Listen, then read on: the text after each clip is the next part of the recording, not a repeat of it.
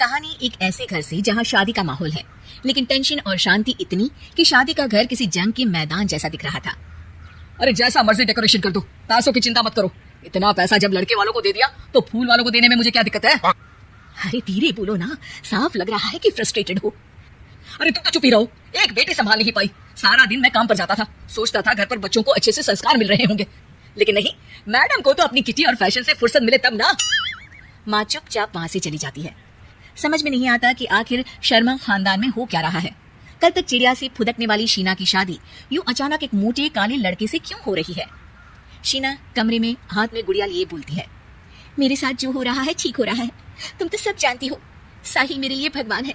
अब जब वही नहीं मिला तो फिर कोई भी हो, जिंदगी ही तो जीनी है, जी लेंगे। बाहर शीना की बुआ किसी से बात करती है। अरे मोटा नहीं, उसे तो खाते पीते घर का कहते हैं। अब ओबेरॉय का नाम भी किसी को बताने वाली बात है। उनका इकलौता लड़का तो करोड़ों की स्वामी तो है ही। अरे हमारी शीना बिटिया तो रानी बनेगी, रानी। इन सब के बीच कहीं कोने पर शीना हाथ में मेहंदी सजाए बैठी थी और आंखों में आंसू सजाए। और वो समय भी आ जाता है जब शीना मंडप के नीचे हाथ में वरमाला लिए खड़ी होती है, लेकिन तभी अफरा तफरी मच जाती है। कोई कहता है, अरे लड़के की माँ को हार्ट अटैक आ गया। अरे अच्छी खासी थी, कैसे हो गया? अरे कहते हैं ना, किसी किसी लड़की के पैर अच्छे नहीं होते, हो सकता है कि मनहूस है ये लड़की। शीना पास खड़ी सब सुन रही थी। फिर शीना अपने कमरे में आ जाती है। शादी ये कहकर नहीं होती कि लड़की मनहूस है। अब लगातार शीना के लिए लड़के देखने आते, लेकिन आस पड़ोस या किसी के कहने पर शादी हर बार टूट जाती। लेकिन एक दिन, अंकल, मैं काफी दिनों से आपसे मिलने की कोशिश कर रहा था, लेकिन हिम्मत नहीं हो पा रही थी। अरे बेटा, हिम्मत तो हमारी टूटी पड़ी है। वैसे कौन हो तुम?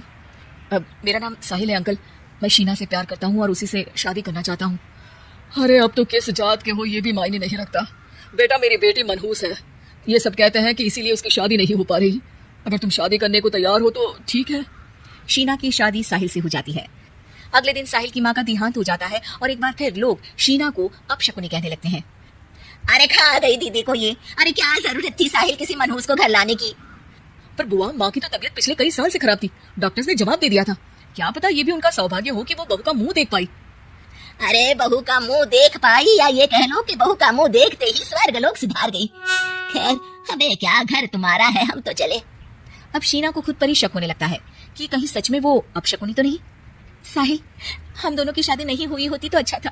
देखो ना कैसे पहले मेरी शादी टूटती थी और अब तुम्हारी माँ भी। अरे ऐसा कुछ नहीं होता शीना, अपशकुनी वगैरह कुछ नहीं होता। ये सब तो ईश्वर के खेल है।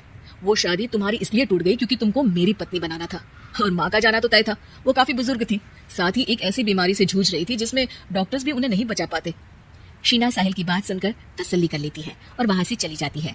अगले दिन, शीना, अरे ओ शीना। क्या हुआ? उफ, कहीं फिर मेरी वजह से कोई नुकसान? अरे नहीं नहीं शीना, तुम जानती हो जिस प्रॉपर्टी के केस को हम बरसों से लड़ रहे थे उस पर फैसला आ गया, वो भी हमारे हक में। अब हम करोड़पति हो गए शीना। शीना शांत रहती है। अरे क्या हुआ? करोड़ पत्नी बनकर तुमको खुशी नहीं हुई? शीना की आंखों में पानी आ जाता है। चलिए जी, कुछ तो अच्छा हुआ मेरी जिंदगी में आकर आपके साथ। साहिल शीना को गले लगाकर कहता है, मेरी नई नौकरी भी तुम्हारे ही आने से लगी, ये प्रॉपर्टी का केस जीता, सब कुछ तो तुम्हारे आने के बाद ही हुआ। फिर तुम मनहूस कैसे? ये सुनकर शीना खुश हो जाती है।